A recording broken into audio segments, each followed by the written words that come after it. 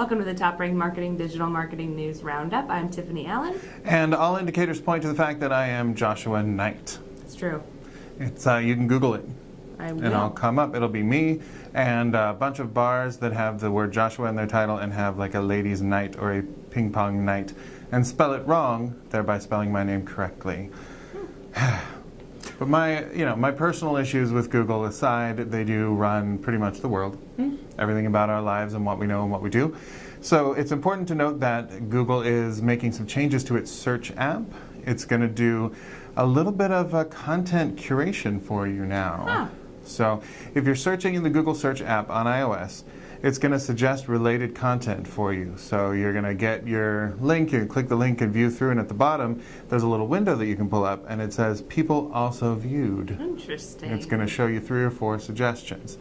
So now this is just based on what other people looked at after they looked at the page. It's kind of like Amazon's people also bought, when you buy your leopard stripe footy pajamas. Every time. Yeah, leopard stripes are hard to come by the way. Clearly. Generally, they go for spots. However, I see this as another way for marketers to kind of get their content in front of people. I think that it's important to be adding next steps to your content so that when people reach the bottom of your content, they will see, oh, people looked at this other piece of content from the same brand, which could then be your brand. But also, this is just another search slot to compete for, and it does show that Google is continuing to focus on human interaction as a driver instead of typical SEO. Yeah. So if you're working with a forward-looking agency, they're going to tell you that SEO is largely starting to be driven on human interaction. So we got a plan for that, y'all. It's true. Google actually is releasing another update, which has been not formally admitted by Google, but as was released recently by Washington Street Journal. Wall Street Journal? Washington Street Journal. I need to go to bed. I'm sure there's a Wall Street in Washington. It's fine. It could be anywhere. Anyway, ignore that. In an effort to help boost subscription rates for publishing sites that have, website subscriptions to read their content, Google is ending their first click free program, which essentially drove users to content that would typically be behind a paywall on a site, allowing them to read it and bypass that paywall. However, Google is now going to be removing that service so that publishers can have more subscriptions and there's a more consistent user experience throughout those platforms depending on where you're coming from. I think the publication was the Paywall Street Journal. Washington's famous Paywall Street has a journal, and they are no longer letting you access their content for free. So that's kind of interesting to see Google buoying up other publishers' business models. It's interesting, and another thing that shows how these giant companies can really be gatekeepers when it comes to content. Speaking of which, Go on. Apple has decided that they are going to be blocking third-party cookies in Safari. So, sentence that would not have made any sense 20 years ago. Fair But enough.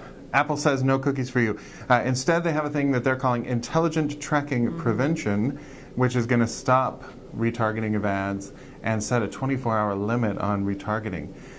So they're saying that this is due to concerns about consumer privacy. They say consumers are concerned about their web activity being tracked all over the place and seeing the same ads for awesome socks with cool content marketing that they've seen 111 dozen times.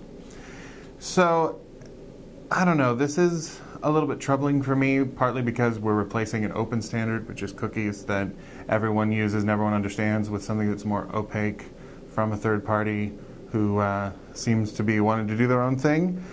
But it's also kind of the way that this is going for marketers. Google is already testing. The next version of Chrome is going to have an ad blocker installed in the thing. So retargeting is going to get tougher.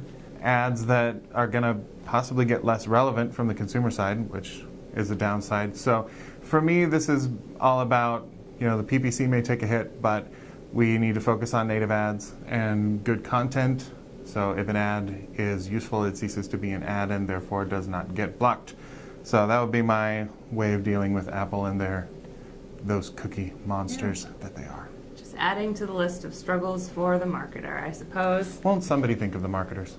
Well, there was a recent report released about the state of email marketing, or basically the marketing industry at large as well, and said that, essentially marketers feel overwhelmed. There's a lot to do. There's not a lot of resources out there for them.